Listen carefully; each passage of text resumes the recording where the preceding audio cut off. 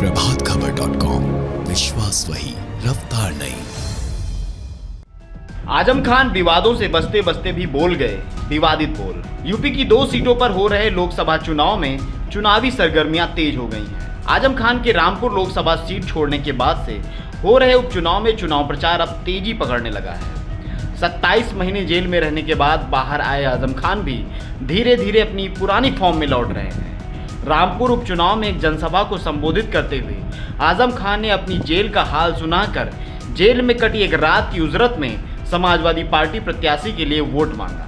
आजम खान इन दिनों बयान देने से बच रहे हैं, लेकिन जब राजनेता में राजनीति का रंग चढ़ गया हो तो आदत कैसे बदल जाएगी, वो भी जब माहौल चुनावी हो, ऊपर से मौसम और चुनावी मौसम दोनों अपने स्वभाव पर हों और ऐसे में मंच सजा हो, महफिल सजी हो, तो आजम खान जैसे नेता कैसे चुप रह सकते हैं। मंच पर जब आजम खान बोलने लगे तो वो अपने पुराने रंग में नजर आए। हालांकि ज्ञानवापी और नुपुर शर्मा जैसे विवादित मुद्दों से किनारा करते हुए आजम खान ने अपनी भड़ास रामपुर के नवाबों पर ही निकाल डाली और आपत्तिजनक शब्दावली का प्रयोग करने से भी अपने आप को नहीं रोक पाए। बहुत लंबी मुद्दत के बाद मैं आपके बीच हूं। अभी आदत नहीं पड़ी है इतनी बहुत सी रोशनी। तकरीबन 27 महीनों तक एक ऐसे अंधेरे माहौल में रहा हूं कि रात का तस्वुर भी डरा देता है।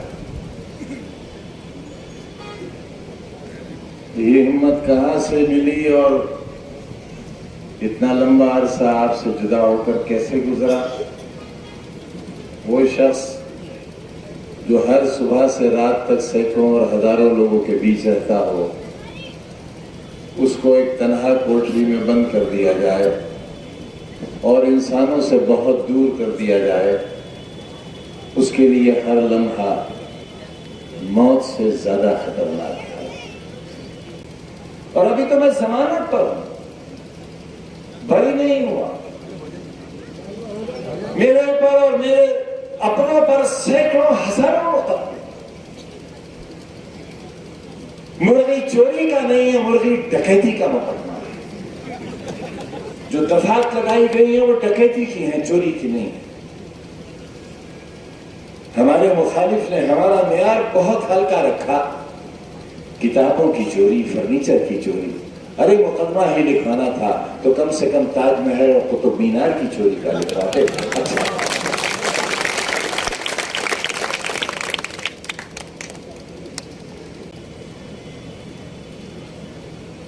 दुनिया के कानून बदल गए। सॉलिटरी कन्फाइनमेंट कहा जाता है इसे। किसी मुजरिम को, संगीन मुजरिम को दुनिया की किसी अदालत में 3 महीने से ज्यादा तन्हाई में नहीं रखा जा सकता। और यह कानून उस वक्त बना जब तन्हाई में रहने वाले लोगों ने अपनी जेलों से निकलकर, बड़े बड़े सियासतदानों ने, जिसमें नेल्सन मंडेला का भी नाम आता है, उन्होंने तन्हा जेल के तजुर्बात लिखे। उसके बाद दुनिया की सबसे महज़्ज़ब कौम कहलाने वाली नाम नेहाद अमेरिका और बरतानिया तक ने इस कानून को बदल दिया। और ये कानून बना कि चाहे मुजरिम कितना ही संगीन क्यों जुर्म किए हुए ना हो और कितनी ही बड़ी सजा क्यों ना हो, उसे 3 महीने से ज्यादा तन्हा नहीं रखा जा सकता। लेकिन दुनिया के कवानीन एक तरफ, अखलाकी जिम्मेदारी एक तरफ, दस्तूर हिंद जिसकी पासदारी के लिए हम सब 23 तारीख को एक फिर फैसला लेने वाले हैं, उसकी जरा भी पासदारी नहीं की गई। और हिफाजत के नाम पर सिक्योरिटी के नाम पर, ये कहते हुए कि मुझे कोई मार न दे, इसलिए मुझे अति सुरक्षा के नाम पर अकेली कोठरी में रख दिया गया। ये तकलीफें क्यों मिली मुझे? ये मेरा इम्तिहान नहीं था, मेरे किए हुए की सजा थी। नवाबजादा जुल्फिकार अली खान, जिनकी औलादें अपने आप को नवाब लिखती हैं, जो 3000 वोट पाते हैं,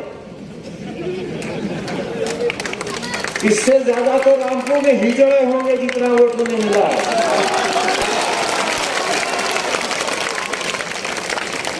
तय हुआ कि हिजड़ों का वोट भी नहीं मिला, मगर नवाब हैं। इसलिए नवाब है कि हामिद मंजिल में एक तरफ नाचने वाली नाचती थी और एक तरफ हमारा नवाब नाचता था। नाचने वाली बेहोश होकर गिर जाती थी, हमारा नवाब फिर भी नाचता है। किसी ने नहीं सुनाई होंगी ये बातें, यही है हमारा गुनाह। अकेला था नवाब पूरी दुनिया का जिसका एक घुंघरू बजता था। किसी तवाइफ के अंदर की हिम्मत नहीं थी कि उसके पायल का सिर्फ एक घुंघरू बजता हो, लेकिन हमारे नवाब की पायल का एक घुंघरू बजता था। इतना बड़ा फनकार था, मगर हमारा नवाब था। वो सरकार थे हमारे, वो हुजूर थे हमारे। उनकी नस्लों को हिजड़ों का वोट भी नहीं मिला। वो मशवरा देते हैं रामपुर वालों को, वो मुखबिरी करते हैं तुम्हारे तकदीर के दुश्मन हैं वो। एक ही घर में अंजे के लिए भी वोट मांगा जाता है और एक ही घर में कमल के फूल के लिए भी वोट मांगा जाता है। बाप पंजा और औलाद कमल का फूल, ये है नवाबों का खमीर। अब बताओ मैं क्या कहूं इन्हें, इनकी नस्ल को। सुनो मेरी पार्लियामेंट की पहली तकरीर, शायद वो भी मेरी सजा का सबब बनी। उससे मैंने दावा किया था कि इस मेडिकल कॉलेज में 8 ऑपरेशन थिएटर हैं और न्यूयॉर्क में भी उससे अच्छा ऑपरेशन थिएटर नहीं होगा। मैंने कहा था, ये रिकॉर्डेड तकरीर है। आज वो कौन पड़ा, सब कुछ चोरी हो गया वहां से। ये किसका नुकसान हुआ? ये पूरी नेशन का नुकसान हुआ, ये नेशनल लॉस हुआ। ये मुजरिमाना अमल था। वहां गरीबों का इलाज होता था और आने वाले जमाने में न जाने कितना रिसर्च का काम होता वहां। मैं आज भी हुकूमत से मुतालबा करता हूं, मैं वज़ीर आज़म साहब से अपील करता हूं, मैं होम मिनिस्टर साहब से कहना चाहता हूं आपके वास्ते से कि पहले नंबर पे मुझे आपने माफिया कहा, पहले नंबर का माफिया। एक यूनिवर्सिटी का फाउंडर, सीबीएसई बोर्ड का स्कूल बनाने वाला, जिसके ऊपर कभी 323 का मुकदमा नहीं हुआ, वो 2 महीने के अंदर हिंदुस्तान का सबसे बड़ा माफिया बना दिया गया। उसके माथे पर एक कभी न मिटने वाला कलंक लगाया गया।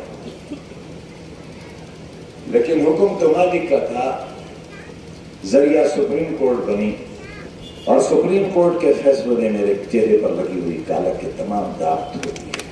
और ये साबित कर दिया अदालत उस्मा ने ये साबित कर दिया, सुप्रीम कोर्ट की अदालत के बाद फिर कोई जमीन पर अदालत नहीं है, फिर मरने के बाद अल्लाह की अदालत है। लेकिन सुप्रीम कोर्ट की 3 जजेस बेंच ने कहा मेरे साथ बहुत ज्यादती हुई है। जज साहब ने कहा कि 1 या 2 मुकदमे तो सच्चे हो सकते हैं, लेकिन 90 मुकदमे सच्चे नहीं हो सकते। मुझे माफिया कहने वालों, सुप्रीम कोर्ट ने आईना दिखाया है। अब मुझ पर और जो बचे हुए जुल्म हो वो इसलिए नहीं कर सकोगे कि अब शायद न तुम में जुल्म करने की और सख्त बाकी रहेगी और शायद मेरे अंदर बर्दाश्त की सख्त बाकी नहीं होगी। दोस्तों याद रखना, कर्म की इंतहा होती है लेकिन जुल्म की कभी इंतहा नहीं होती। कर्म की क्या इंतहा है? किसी 302 के मुजरिम को फांसी का हुक्म जाए। प्रभातखबर.com, विश्वास वही, रफ्तार नहीं।